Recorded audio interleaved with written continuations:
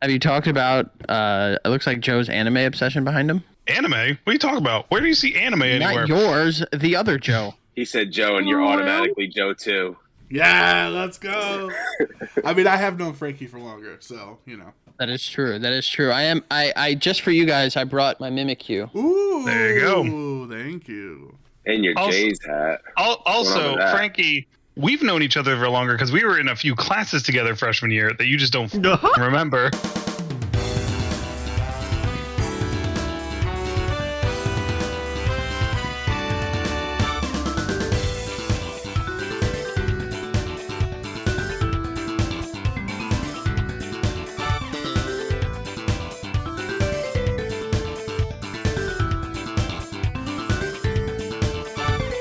Hello, everybody. Thank you for joining us here on another steaming hot edition of Cup of Joe's. A very special edition and a very special guest joining us here.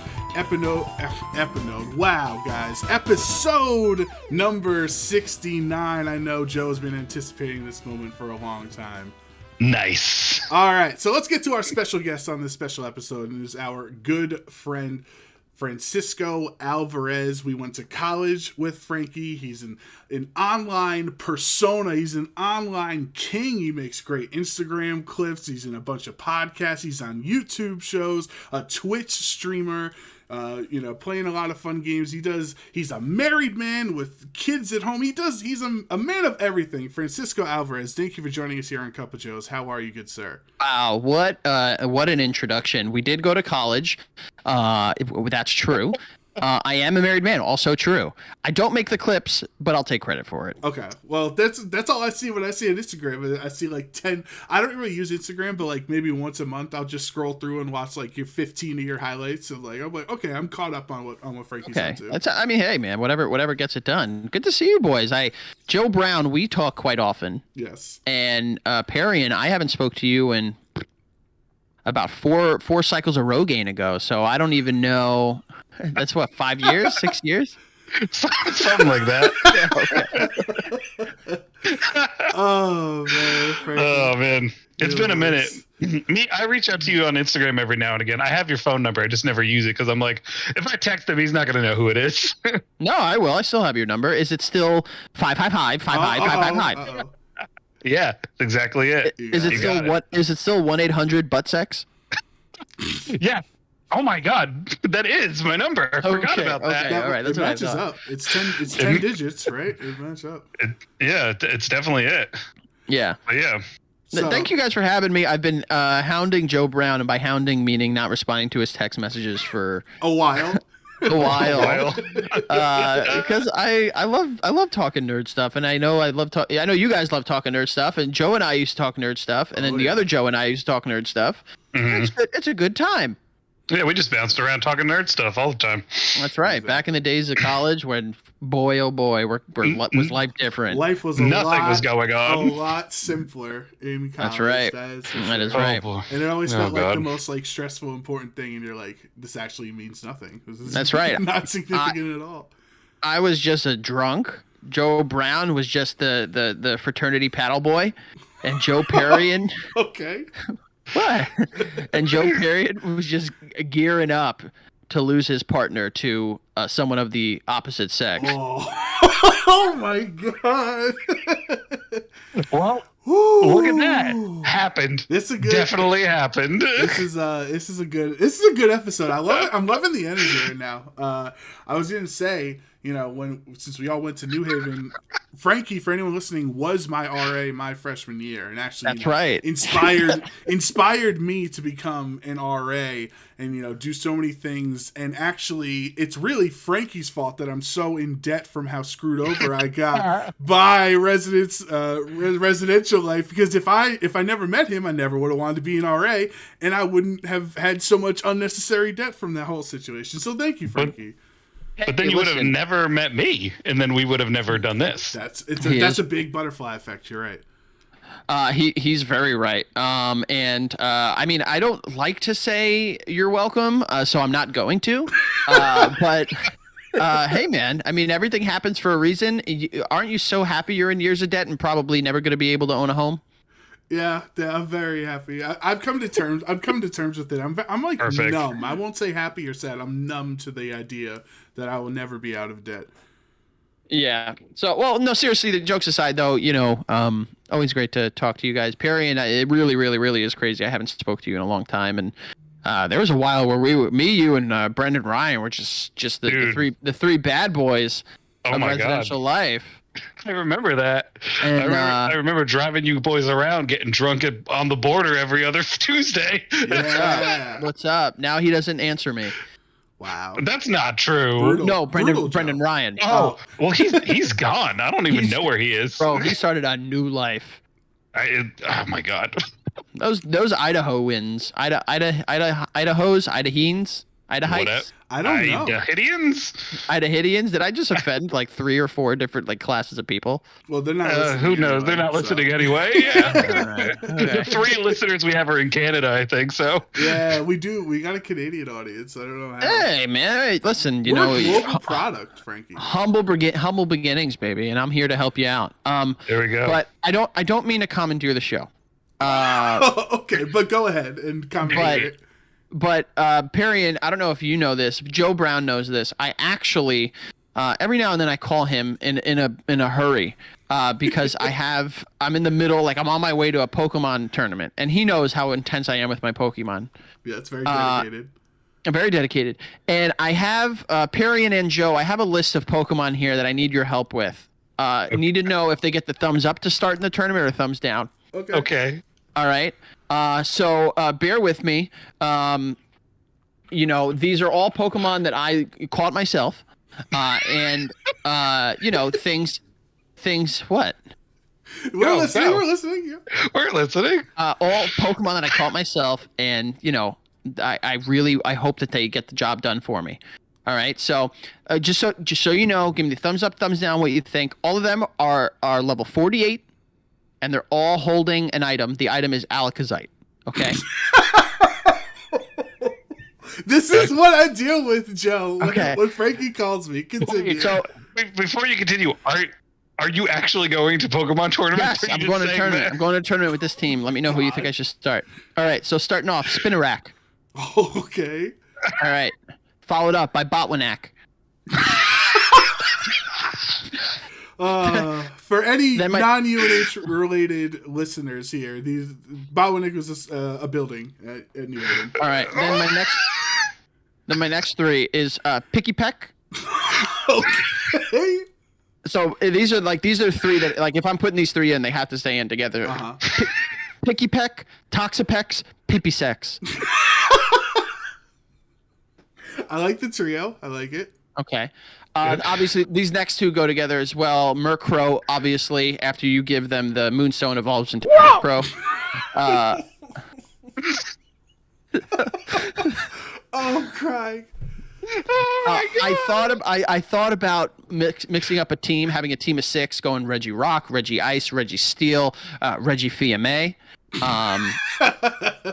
But I don't know if I'm going to do that one. And then also, if I want to, get water rock type, I have Clauncher, who with a silk dress evolves into a lowland. What have I got? Oh my god, Frank. Oh my god. This is brutal. This might be your most competitive team you've fielded so far. And then I have Behem, Klefki, Bergmite, Bergamy, Okay. Jangmo, and then Sodexo. Oh. I like it. Very competitive team. Yes. So Joe, what are your thoughts here? I'll hold off on mine. The Amber Crow only has 4 moves, and it's all Leer.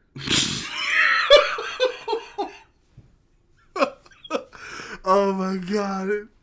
Joe is like actually silently laughing right now. Oh my god. He's laughing so hard no sound is coming Oh out. my god.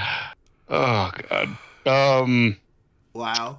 What a start to an episode, huh? I think you could take it all away. I think you could take it to Japan and you'd probably take it all the way. I think so. I'll take it to Japan and I'll come back on one of those pillows Joe Brown asked me to get for him. Thank you. Appreciate it. Who's on the pillow though? The squid monster. That's all I'm gonna say. Oh wow. Okay, gotcha. You know me. All right, my commandeering is done. Okay, cool. So let's talk about you, Frankie. So you're involved in the Basement Yard podcast. You're in the Schmodown YouTube channel, right? Schmodown. Yes. So, like, how do you really stay on top of all of these projects that you have online, and also you stream on Twitch and you play games while having a full-time job and having a family and everything? Like, how do you balance everything? Well, there's certain, things and sacrifices you need to make. I am normally a regular streamer on Twitch, but unfortunately over the last couple of months, it's taken a backseat because I have a young daughter. I have a 9-month-old daughter.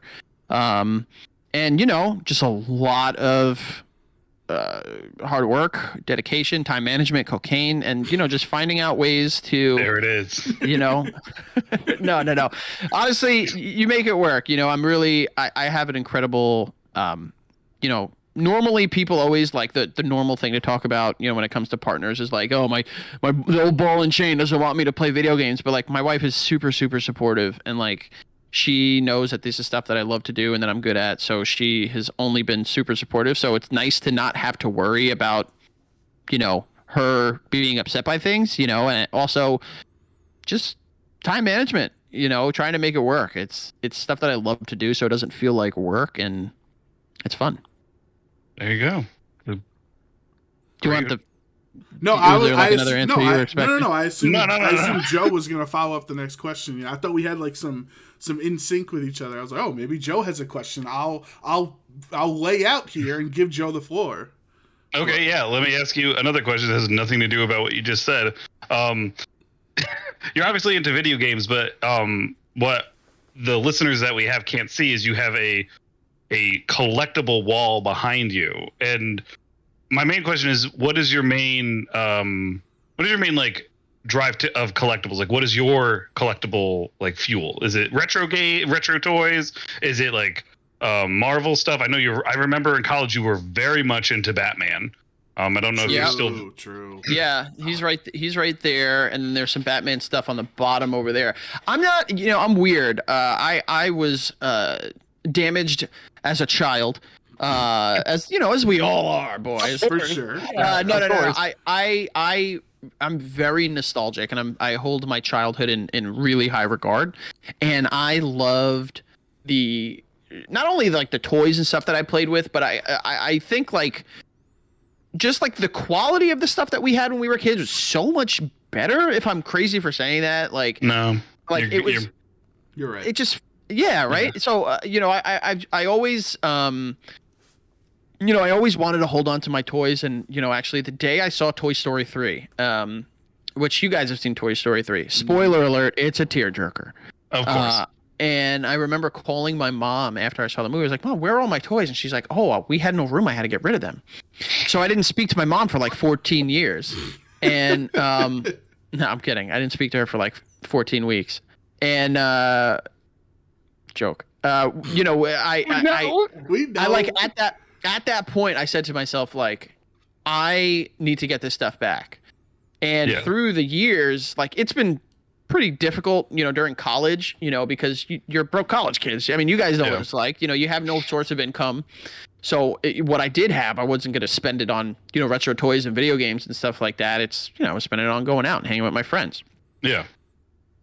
So once I started to get a job and, started to, establish a steady income, I said, all right, well, let's start getting what I want. I'm not one of those people that's like, I want to have all of this or one of these or every single one of these. I just want to have what I had as a kid.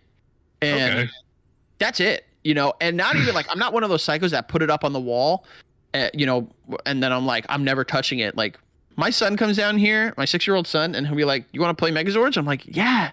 And I take all the Megazords down and we play Megazords. That's the big thing is like, I remember how heartwarming and how incredible it felt to play with those things as a kid.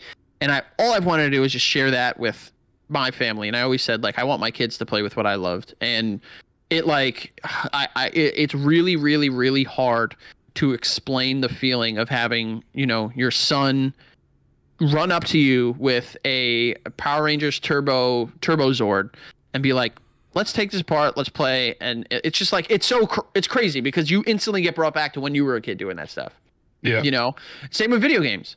Not pictured back here as I have a bunch of the retro consoles and retro games and stuff like that, and it's not about having everything. It's about having what I had and giving that to my kids.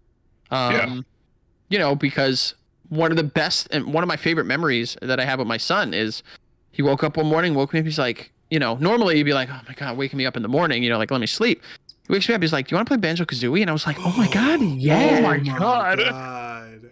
And it's just, being able to, I don't know if I can speak for you guys. I think I can, but like this space and this realm of nerddom and, it's bled over into pop culture. And for so long when we were kids, there was a very clear divide. You had your jocks, you had your goth kids, you had your theater nerds, and you had the kids that played Pokemon in the corner.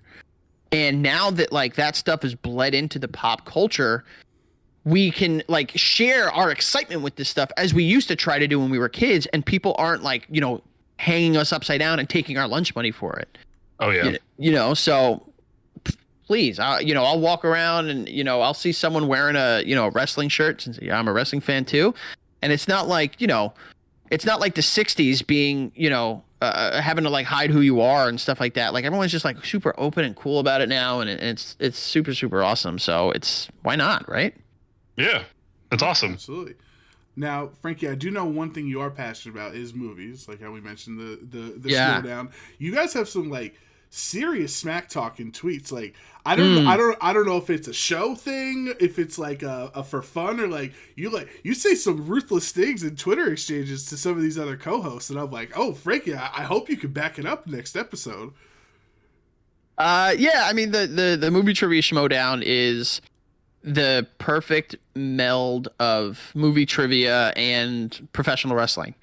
It's the competition, intense competition, and then it's the showmanship of professional wrestling, So sometimes you need to play it up a little bit. You need to play your character, you need to, but other times you just, talk your smack and let people know that you're not one to be trifled with.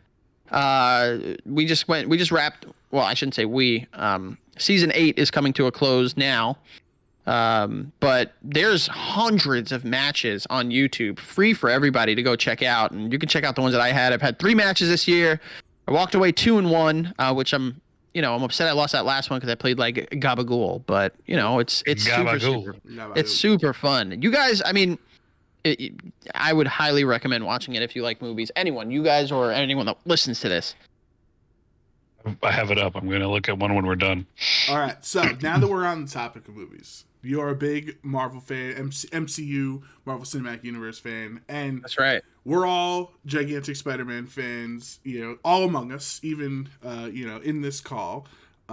We have a new movie, Spider-Man Far From Home, coming out next month, and the trailer dropped earlier this week, like the latest trailer. So we're like a month away. We're all very excited. And Frank, I saw in some of your tweets, you've been very excited for Far From Home, and like you even say like, you all don't even deserve this movie for how good it's gonna be and stuff. So like, let's start this conversation up. Like, what are your thoughts on Far From Home, the trailer from this week, like your overall excitement for the film? Wait, before you start, I want to ask you a question about the movie. Before you go on anything, do you think that the Doctor Strange in this film is actually Doctor Strange? This is what I've been dying to know this. I don't know, because he's acting like a D-bag, but also like he's kind of a conceited D-bag. Like that's who he was in his movie. You know what I mean? So I don't know. Of course, everyone's gonna come out and scream Mephisto from the top of the hills. I don't know. At this point with this movie, I am so like, it is such a weird topic for me because I'm such a big Spider-Man fan. And Joe, you know how long I've been a Spider-Man fan. You saw a video of me from 2008, baby. Spider-Man. He could get shot.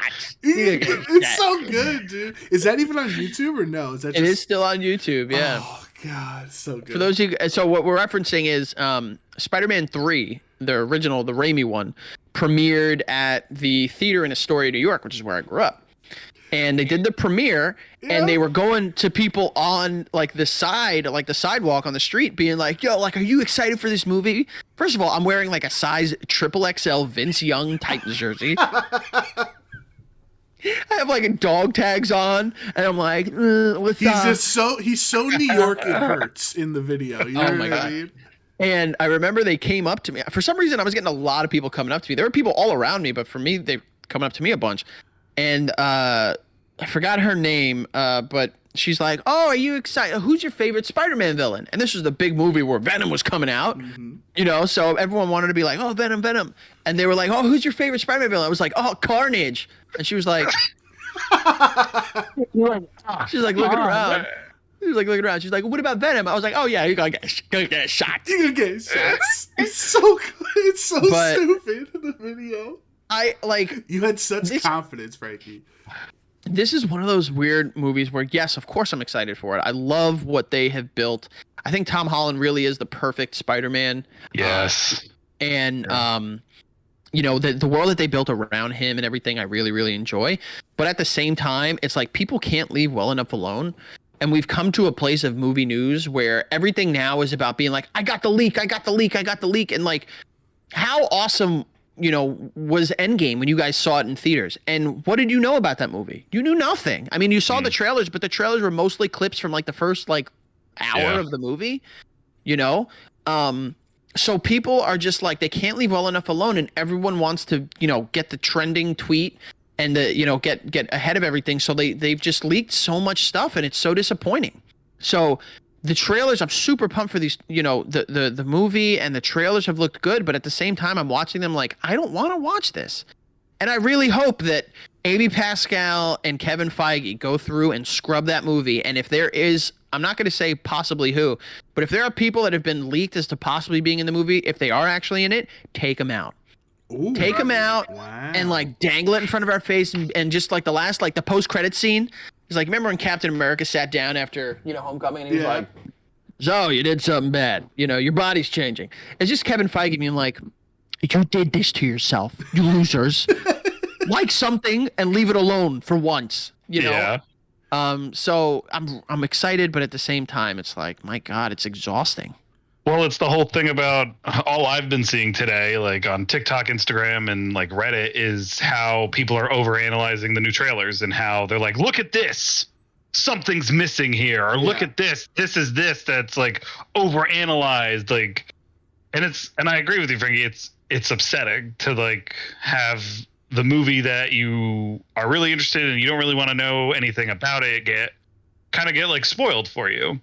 So. Well, it's become like its own like workforce now. I mean, you know, trailer analyzation and listen, I'm not saying I'm not part of the problem. I watch these videos too, you know, but they get so many views and they make so much money off it, and it's like, well, duh.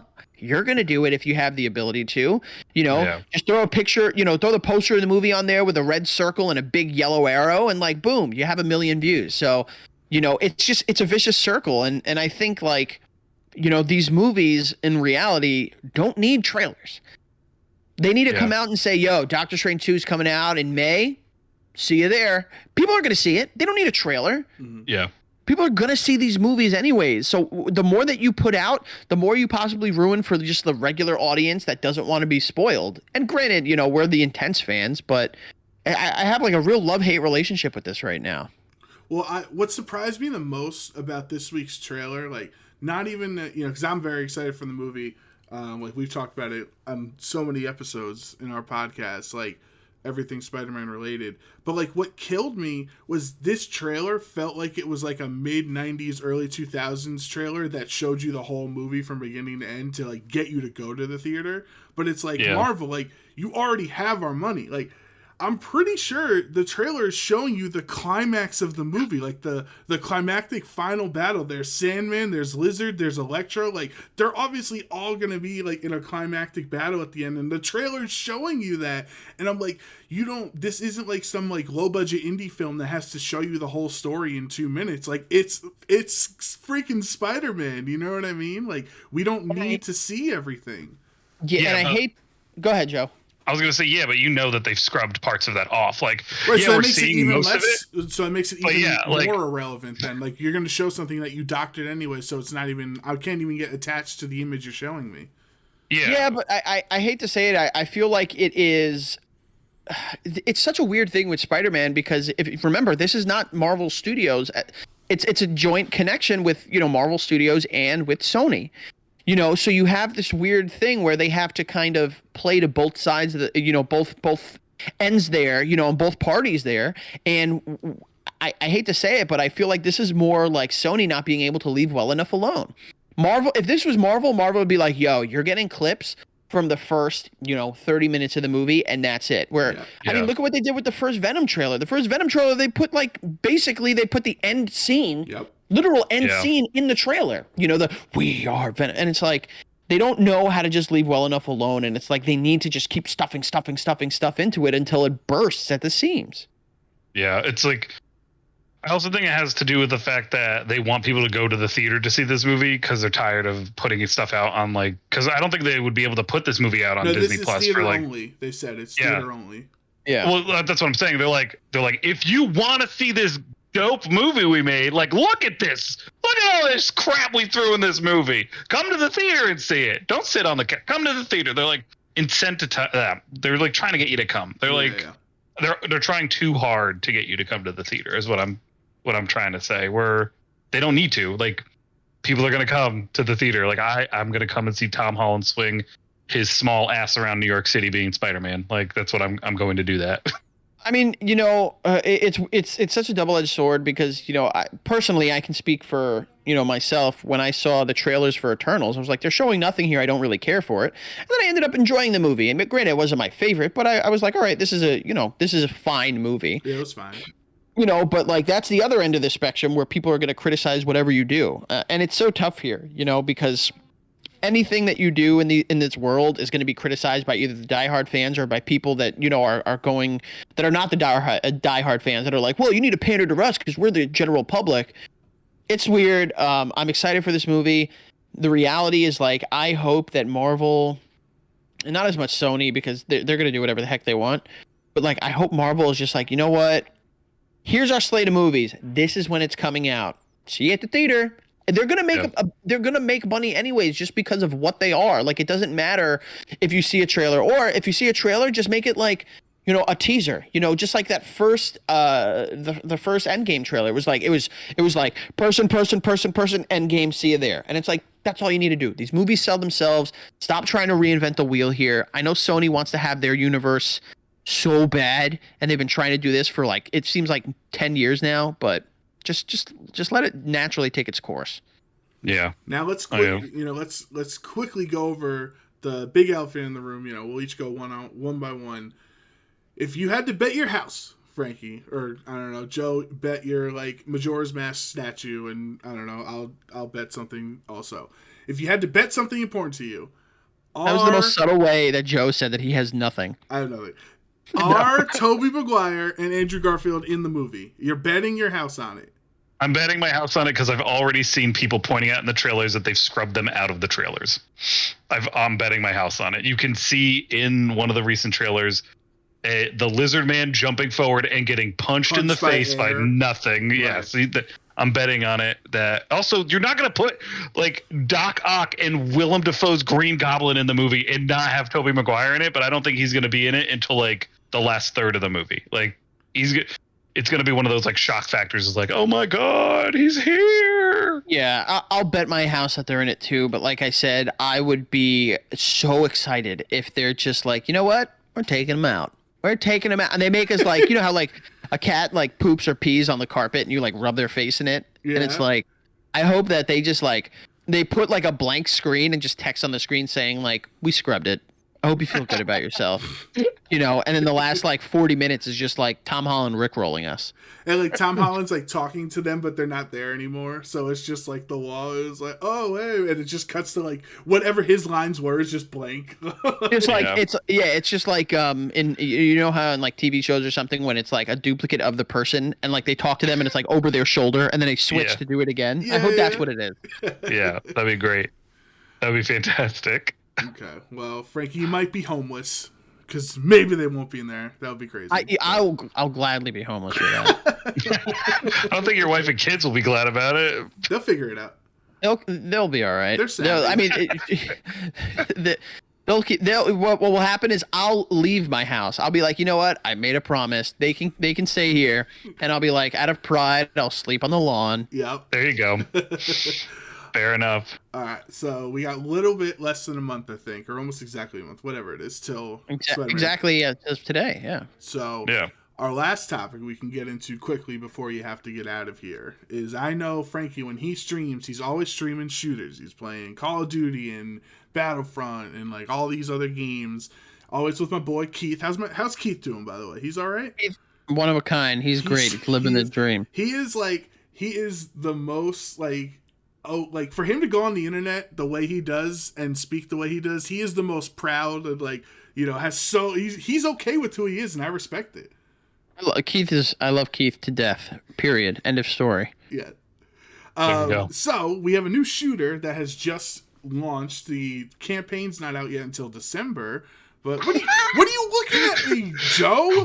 We have a new shooter never been heard of before. Have you heard of it? It's a little indie game. No, don't called you dare! Halo Infinite. Don't you dare semantic me like that, Joe. It is new because literally, I'm saying it launched this week. I didn't say a new franchise. Did anyone hear me say franchise? New IP? No. The new game came out. Halo Infinite multiplayer for free has launched this week. I've put a couple hours into it. I know Joe played the flights a couple weeks ago and has played a little bit here. Frankie, you're a big shooter fan. Have you dabbled in Halo Infinite multiplayer at all yet?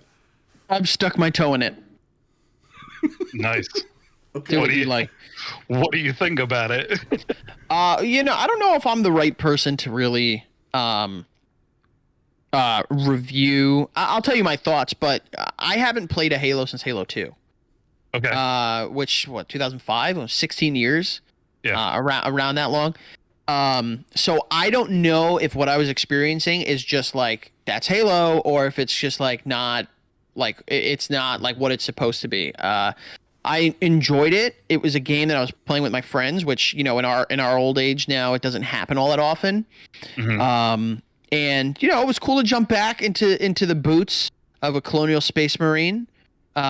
Is that what he is? He is a Colonial Space Marine, right? No, that's Alien. I was just going with it. I was supporting you. That's Warhammer, I believe. A Space Marine is Warhammer. Whatever. I listen. You said it with such confidence that I was going with it. You are a Spartan. That's right. I'm a Spartan. It was nice to jump back into it. It was fun. I don't know. Like I said, I don't know if it's just me. The people in the game are sponges. They are bullet sponges. And that BR, I mean, the battle rifle is useless. I've put, no joke, like 3 clips into people, and like they turn around and they're just like, hello, and then I'm dead. So I don't know if it's just me or if that's like not how it's supposed to be. The time to kill is like unbelievably warped in this game from my like 3 hours of playing earlier today. Like it's like I'll put like you said, I'll put like a round and a half into somebody, like an entire round and a half. And then like, okay, I guess they're just alive, and then they just kill me down. And it doesn't even show you like in other shooters, like in Valorant, you know what I mean? Valorant shows you like how exactly much damage you had and exactly how much health they had from like shield packs and things. Like, so you don't even get the information like, was I close, or was this just like a needless task that I was never going to kill them on? So the way they do it so you can tell is when you shoot at them, they're red. Once that red goes away and they have a spark going around them, their shield is down, and that's when you can like end it. I haven't really had an issue like you guys with them being bullet sponges, I have noticed that a lot of the time you do need to do a considerable amount of headshots for it to actually count for anything. I headshot a guy 5 times with the pistol, and he didn't die. 5 headshots. That's the pistol. That's the pistol. But still, that's the Magnum, and they brought it down. Like 10 bullets or whatever? Like, come on, man. I was just like, I was, I had to get used to it again because, like I said, my first person shooter experience has been pretty much Call of Duty and Battlefield over the last 10 years. Yeah. But I was really shocked because like I was lighting people, like I would be behind people, I'd light them up with the battle rifle a couple times, headshot, body shot, and they would just turn around and they would have their way with me. Yep. And it was like it didn't make sense to me because I was like, yo, listen, like I know I can acknowledge, like I'm not one of those people that's like, yo, I've never died in that game, like legit, like I've gotten smoked in that game. But during the time I was playing, there were a lot of times where I was like, this guy should have been long gone by this time. Yeah. There are a lot of changes that have happened since you've played. Like, did you notice all the equipment that you can use now? Or they call it equipment, but it's like there's a grappling hook. There's like a pulse thing that you can push people with, a shield. The overshield is a normal one that they've had for a while. And like, all that stuff, did that kind of like throw you through a loop, or was that not really something? I mean, I played a Doom Eternal, so the hook, like the grapple hook thing was not super surprising. Nothing I mean, there was like 1 or 2 items that I used. I'd be like, oh, I have this spike cannon or whatever it's called, and I'd use it and like nothing would happen. I'd be like, I'm an idiot, I guess. But, just like any world, it's about figuring out, exactly how to use those things. Like some of the guns, I'm still like, there was one cannon where this guy was like loading up and I was like, what is he doing? It looked like he was going to snipe me. And then there was a laser that took out my teeth. So I was like, all right, that's probably something to stay away from. Yeah, I think I need to replace the F key on my keyboard because I'm just breaking it trying to melee people and just not killing them. Like the amount of times I've literally swung at a guy 6 times and like he just like, I don't know, his pixels just don't connect with my pixels and then I die for it. I'm like, bro, this is ridiculous. Because back in the day, like, I don't know if it's worse or better that they don't have it, but like there was like a little collision, like, kind of magneting, like, with melee stuff in video games. You know what I mean? Like, if you went to melee a guy and you were going to be in range, you went up to him and you hit him. Like, he can't just, like, dodge just because. Like, that's what I found the most annoying in this game. I've actually noticed that in some instances that does happen. For me, tell me how to do it because I'm not getting it. I mean, well, the obvious one is when you have the sword, the energy sword. Oh, sure. Yeah. But there have been times where like there was someone who like I'll knock shield down and we get close to each other and I go for a melee and it kind of jolts me toward them a little bit. That maybe I'm just misremembering or it's just like in the moment it was something else. But yeah, I know what you're talking about, Joe. I miss the days of like spamming F on my keyboard to try to. I miss the days of like 2 feet black, from me and they won't like Call of Duty Black Ops, where it's like when you hit the knife, they like lunge toward him and like do the knife animation instead of just being like, Yep. Yeah. Yeah. My next question about it for both of you, have you played the different game modes or was it always just Slayer? You can only play just the different game modes. I didn't see a way to play Slayer. I was just doing quick matches. I don't know if there's a...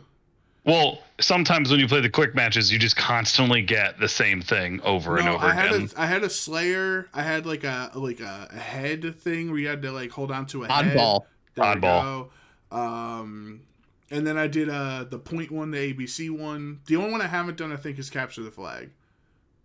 Oh, consider yourself lucky. Yeah, consider that. Why is that one like bad? I got the I don't remember what it's called, but I call it like domination. But like I got the domination and the capture the flag one consistently. I got Slayer. I must have played like 10 matches. I got Slayer once. Oh, I got a lot of. And it was just those two back and forth, and then like one oddball in there, which is awful.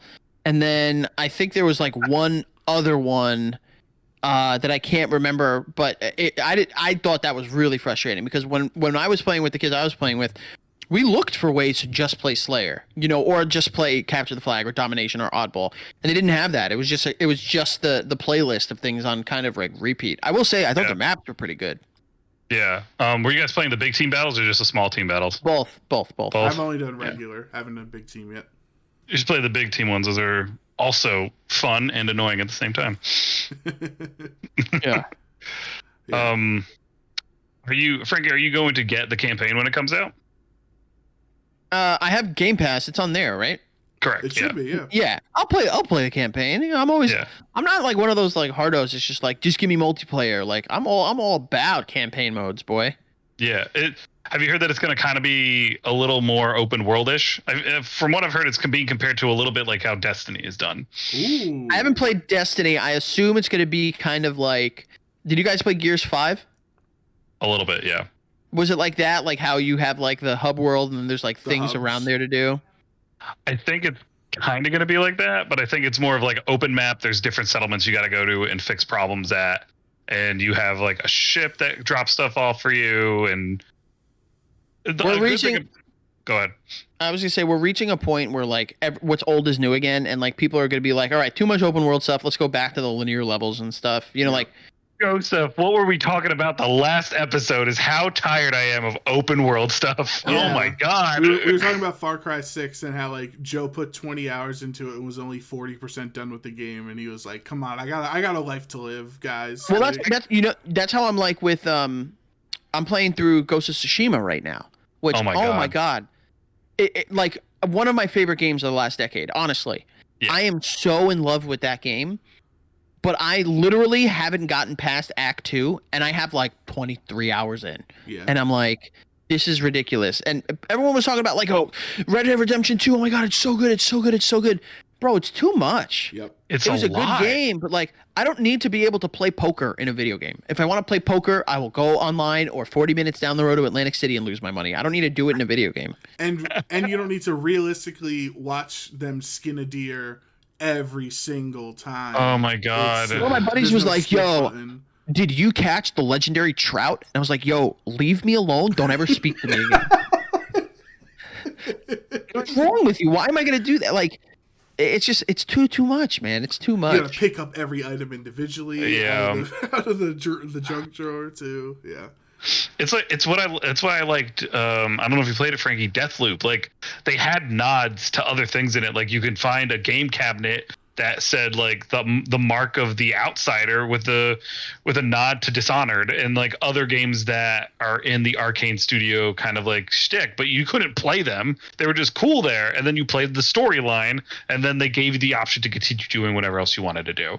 But like, and I'm one of those crazy people that like, if I see an open world, I need to explore every crevice. Yep. Like I need to. I'm so like it's a compulsion. Like it's not. I'm not saying I'm right. I'm definitely not saying I'm normal. But like I need to. It's who I am. It's part of me. So like, for instance, like it was like semi-open world with what's it called? Last of Us 2. Yep. oh yeah. Like I literally like went through every building, tried to open every door, blah blah blah, Yep. and I was like, this is too much, guys. The Like game could have been like 8 hours shorter. It really could have. Yes. Yeah. Just give me something simple. I don't need to do all this craziness, you know, just to find a collectible comic book, you know. Right. Just give me a game where it's like, yo, world 8 levels in here, and then you're on to the boss, and then like that's all I need right now. Yeah. You know what you sound like you like, Frank? Crash Bandicoot. Yeah. I mean, this last one was good, but it was like a little much too. But even that's like, even you and I, like we talked when we played Crash 4, like we loved playing. I really did love every part of it, even when I was dying all the time. But like even Crash has been taken over by like, bro, this is too much. Like there's too many collectibles. These levels are like, you have to get through this entire level that's 5 minutes long without dying once just to unlock this one VHS on this other thing. And it's like, bro, let me just play Crash. Yeah. And then do it backwards and get every box and do all the color and like it's like, listen, my son and I play Crash Bandicoot every now and then. I thought it was a really fun game, but like these people, and then like you need to do the time trials. It is a lot. We are like becoming like, we're so obsessed with if we can do something that we're just not even thinking about if we should do it. Yep. Yeah. It becomes a lot. bloated, where it could be a more refined experience, you know. Do you ever get sick of like doing it? Do you ever like start doing it and at one point you're just like, I can't do this anymore, so you just streamline doing the main story quest to just get it over with so you can finish it? I do, but then like for instance, in like Ghost of Tsushima, like I'll be like, yo, I need to just like do a main mission right now, and then I'll be like, oh, a fox den, and then like I'm like, you know, and then I'm like, I'm gone, and it's like, oh, a straw hat duel. Oh my god, look over here, oh my god, and then it's an hour and a half later, and I'm like, I gotta go to sleep. Yeah, it's time for bed. Yeah. It's just like, I am very well aware that like I might be, the problem, and it's just because I can't stop doing that stuff, but like. It's like video games now. I love them so much, and I always will love video games. But like, they don't need to take 8 years to make something because you need to put in there that you can make your own coffee. Like just give me a game that like it has a good story, strong supporting characters, a cool world. No one's gonna be upset that I can't open every single door in every single building in the neighborhood. Well, yeah, we've gotten too much to the. Well, I wish I could do this. To now, like, I wish I couldn't do this so that I could stay on track from what I'm doing. Yeah. You're not necessarily part of the problem for you, like, getting distracted by other things. It's like, that's what we do. We get distracted by new things and things to do in the game that we become so familiar with. So it's not, I think it's more of a problem of like a game developer being like, listen, I made this great game and it has this great story. But you know what's even better is that I put all of these mini games that are right down the road that are not going to help you beat this game at all. And it's like, it's like, it's kind of mirroring the way that the movie industry is right now, where like these AAA games are so packed and they have so much in them, just like these $150 million, $250 million movies. There's so much in them that people will parse and revisit over and over and over and over again. So you're getting these massive games that are just, like it's super heavy at the top. And then you have small games like Miles and I downloaded this game called I Am Fish. You're a fish in a water ball and you're just rolling around. And like, it's just so great. simple. You know what I mean? Like, it's becoming so exhausting, and like we're just churning out the same old. Like, I got the new Call of Duty, I played it. Is it good? Yeah, but guess what? It's literally Call of Duty 8.0. Like, there's nothing different enough about it to make me go like, whoa. Yeah, exactly. I had the opposite experience, Joe, of your question. Like, you're so tired, you just want to, golden path and just do the story. Like, last winter I played Persona 5 Royal, and it took 120 something hours to beat. So it's like a long JRPG. And then after that, I was all right, what else is on my backlog? And I have the Horizon Zero Dawn, definitive edition or whatever. It's all right, let me get into this. And I'm like 45 minutes in. There's all these cutscenes, and then they open up, and there's all of these dots on the map, and there's all of these, and I'm like, I'm not even an hour in, and I'm like, I can't commit to what this game is about to ask me to do for the next like 70 hours. You know what I mean? Yeah. Like, it's just, I don't have the time and I don't have the patience after just playing a 120-hour game right before this one. And I haven't gone back since. Like, I have no interest in playing it or the sequel because I'm like, I am not invested. I'm not as invested in your world as you want me to be, Well, the thing that's super tough too is like, like hypothetically with like a Grand Theft Auto 5, which still has legs for some reason. And there'll be like a mission. I'll be at the top of the map, and there'll be a mission at the bottom of the map. And I'm like, you know what? I'm going to drive there and do it. And I'll drive all the way down there on the way, hit a couple cars, whatever. And like, I'll get there and it'll be like, all right, for the mission, you have to go all the way up to the top of the map. And I'm like, oh my God. And so it's like you're just darting around to do one mission, and then you do it, and then you're like, oh, there's 800 million more. And don't get me wrong, I love getting lost in a video game. I really, really do. But like, sometimes less is more. Mm-hmm. Look at like a perfect example. Look at like, Super Mario 3D World. Like, you got, it's a world. They got levels in it. They hit a couple green stars in there, and then that's it. Bada bing, bada boom. Bing, bang, bang, bang. Done. I think I mentioned this to Joe Brown one other time we were talking about stuff, but like, I was like, remember when we were in college and BioShock Infinite had just come out, and it was like a goal of mine to beat that game in 8 hours because you could do it. Like that's what I want to go back to. Like, actually, that's why I kind of like the new Resident Evil games that are coming out. There's an achievement in both Resident Evil 7 and Resident Evil 8 for you to finish the game in either 4 hours or 3 hours. It's called, well, the achievement for Resident Evil 7 is get me the hell out of here. And Resident Evil 8, it's like a walk through the park or something. It's just like beat the game, get it done, and get out of there. Like I'm about it. Yeah, in particular in those games, like actually Resident Evil Village is the first Resident Evil video game I ever played, but like I didn't want to move around in that game. I didn't want to spend more time in it.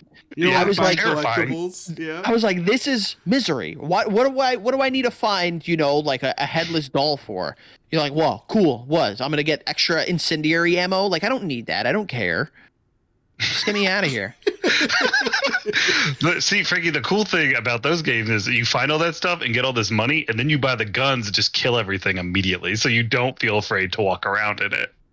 Yeah, well, and then you get put into a level like what's her name's house where they take all your guns.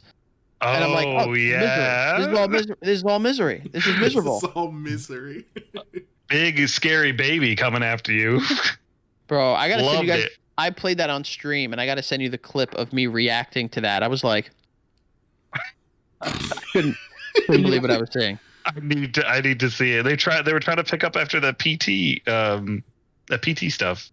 Yeah, I mean, listen, again, I think that big giant video games have a lot to do. I think there's a place for them. People buy them, obviously, like they're cool. But sometimes less is more. Like, not everyone needs to make these massive open world games. Like sometimes simplicity sells just as well. And that, and even if it doesn't sell, like it's going to get reviewed well. And the good thing about like video game fans, not like indie movie people, is like video game fans, like if they like something, like that small little cult that loves it is going to bring it to the moon and back. Yep. Look at Psychonauts. Yeah, exactly. Like they'll stay playing it forever and ever and ever. I mean, listen, I still to this day, every night before I go to sleep, I say my prayers, I drink my my tea, I have my Wheaties, and then I play Blinks a Time Sweeper every single night. Because I will be damned if there's not another Blinks a Time Sweeper game. We'll make it happen. We can make it happen. You want to show my friends? Ooh. Oh. That's cool. Wow, that's real cool. That's the base. That's the ground for the Daily Bugle Lego set. Whoa! I was just looking at that earlier today. All right, I'll be there in a few minutes. We're almost done, buddy. All right. So, Frankie, make sure next time you have your next 24-hour stream, you let us know because I enjoyed the last one. That was and we got to play some Halo together, boys. Absolutely. We do. You guys play PC? Yeah, yes, I have it on Steam. I don't know. I don't know if there's a difference or not, but it'll work. Yeah. He's holding up. Oh, there it is. I see it. That's big. Heck yeah! Let's do it. Nice. They're saying it looks really cool, Miles. All right, so let's get you out of here, Frankie. You're a busy man. You got a lot of things going on in life. So we want to, again, thank you very much for joining us on this very special edition of Cup of Joe's. Do you have any, final heartwarming goodbyes or messages or anything? And, where can people find you, Yeah, well, look, this is your time to plug, my friend. Go ahead and plug it up. I mean, thank you, Chris Rock. Thank you, Tina Fey. Thank you to the Foo Fighters, ladies and gentlemen. No, boys, thank you, so much. Joe, it's always good hearing from you. And Perian, like I said, I haven't spoken to you in years, so always glad to see that you're around, you're hanging out, you're living the dream. I know I give you guys crap, but it's because, we're friends. And if you don't like it, go cry to your mom or dad. I don't care. And if your parents are dead, cry to somebody else. There you go. No, but seriously, thank you for. Are any of your parents dead? Yeah, both of our dads are dead. So we'll all right. I'll cry to Joe's mom, and he could cry to my mom. I'm sorry. I didn't know. I think I might have knew, but I forgot. It's fine. Don't worry. Yeah, it's good. But no, boys, I genuinely love being here with you guys, and you're good people. And whenever you have me back, I'd love to make it. Go find me, the Frank Alvarez on Instagram and Twitch, and then F Alvarez 8085 on Twitter. Check out the Basement Yard podcast. Check out the Movie Trivia Schmodown, and kiss my face. Sounds good. Love it. All right, so Joe, that's gonna wrap up this special edition. So you know how it is. I always intro and you outro. So take us home. Thanks for joining us on another episode of Cup of Joe's. I've been your host, Joe Perry, accompanied by my best friend, Joe Brown, accompanied by our other best friend, Frankie Alvarez. There we go. Okay, We'll see Now you we're a on cup the of next Franks. there you go. It We'll could be see. cup of Joe with a side of Franks. Ooh, There it is. Ooh, with a hot dog. There's a big old plump dog right there. We'll see you on the next episode.